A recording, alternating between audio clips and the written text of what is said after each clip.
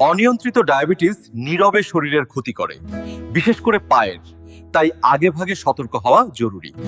Diabetes শুধু রক্তে চিনি বাড়ার রোগ নয়, এটি ধীরে ধীরে স্নায়ু ও রক্ত চলাচলকে ক্ষতিগ্রস্ত করে। ডায়াবেটিসে পায়ের সমস্যা অনেক সময় বোঝা যায় না, কিন্তু ভেতরে ভেতরে বড় ক্ষতি হতে থাকে।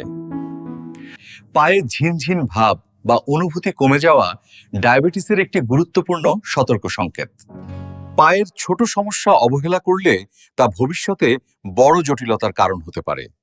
সময়মতো চিকিৎসা না নিলে ডায়াবেটিস থেকে সংক্রমণ ও দীর্ঘমেয়াদী শারীরিক সমস্যার ঝুঁকি তৈরি হতে পারে। সহজ একটি ফুড স্ক্রিনিং টেস্ট বড় বিপদের আগেই সমস্যা শনাক্ত করতে সাহায্য করে।